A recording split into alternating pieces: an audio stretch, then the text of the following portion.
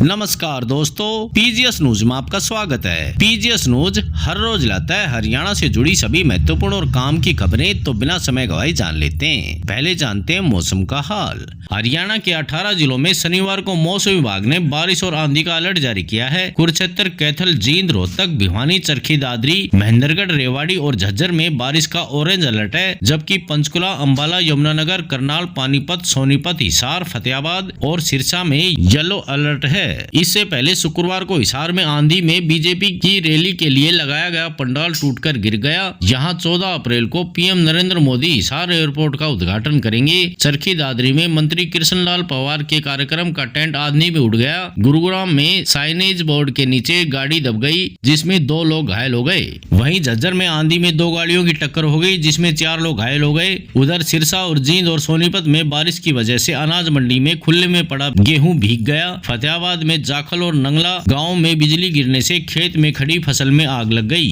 करनाल में आंधी की वजह से बिजली का खंभा टूट गया। मधुबन के पास कार शोरूम की दीवार गिरने की वजह से कई गाड़ियां क्षतिग्रस्त हो गई। आगे समाचारों में, हरियाणा के होडल से बीजेपी विधायक हरेंद्र सिंह रामरतन अपनी ही सरकार में डीसी रेट पर नौकरियां देने के सिस्टम में नाखुश हैं। ग्रीवेसेज कमेटी की बैठक में उन्होंने स्वास्थ्य मंत्री आरती राव के सामने ही इस व्यवस्था की पोल खोली तो सब हैरान रह गए। विधायक ने कहा कि डीसी रेट की नौकरियों में पारदर्शिता नहीं है और इनका बंटवारा चाहतों के बीच किया जा रहा है। इस दौरान उन्होंने हेल्थ डिपार्टमेंट के एक एसडीओ का भी जिक्र किया, जिसने अपनी पत्नी सहित पूरे परिवार को कॉन्ट्रैक्ट में नौकरी पर लगा रखा है। आगे समाचारों में, हरियाणा में सरकार ने अब हरियाणवी रैपर डांडा न्योलीवाला का इलीगल गाना भी बैन कर दिया है। इस गाने पर अब तक 2 मिलियन से ज्यादा यूजर आ चुके हैं। वहीं अमित सैनी रोहतकिया का एक और गाना बैन कर दिया गया है। सरकार अभी तक 30 से ज्यादा गाने यूट्यूब से हटवा चुकी है। जिन सिंगरों के गानों पर कार्रवाई हुई उनमें मासूम शर्मा, गजेंद्र फोगाट, अंकित बालियान और नरेंद्र भगवाना जैसे नाम भी शामिल हैं।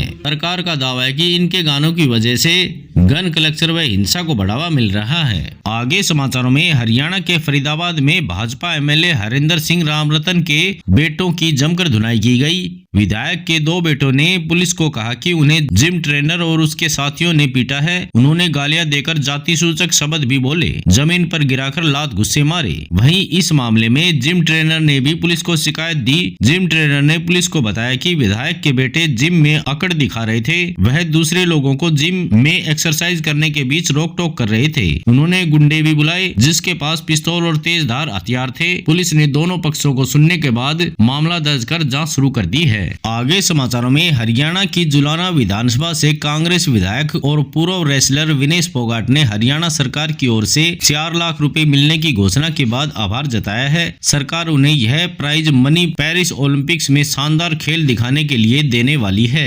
इसे लेकर विनेश ने सोशल मीडिया पर कहा कि वह इस पैसे से इंटरनेशनल लेवल की एक एकेडमी बनाएगी। यह उनका सपना है जो इस प्राइज मनी के जरिए साकार होने जा रहा है। उन्होंने कहा कि यह केवल एक इनाम नहीं बल्कि अवसर है, यह असली जीत है। आगे समाचारों में, हरियाणा के रेवाड़ी में 1069.42 करोड़ रुपए से बनकर तैयार हुए बाईपास का 14 अप्रैल को प्रधानमंत्री नरेंद्र मोदी शुभारंभ करेंगे। यमुनानगर और हिसार की योजनाओं के साथ ही रेवाड़ी के बाईपास का भी वर्चुअल माध्यम से उद्घाटन होगा। डीसी अभिषेक मीणा ने बताया कि प्रधानमंत्री के कार्यक्रम हेतु जो भी निर्देश प्राप्त हुए उनकी तैयारियां कर ली गई हैं। आगे समाचारों में, हरियाणा में टॉप आउट बच्चों को वापस स्कूल में लाकर पढ़ाई की मुख्य धारा से जोड़ने को लेकर शिक्षा विभाग द्वारा फोकस किया जा रहा है। इसके तहत अब प्रदेश के सभी राजकीय स्कूलों को आदेश जारी किए गए हैं कि वे प्रचार प्रसार पर ध्यान दें। इसके तहत स्कूलों में 5-5 हजार रुपए प्रवेश उत्सव व प्रचार प्रसार पर खर्च किए जाएंगे। पढ़ाई छोड़ चुके बच्चों को वापस स्कूल में लाने का प्रयास होगा।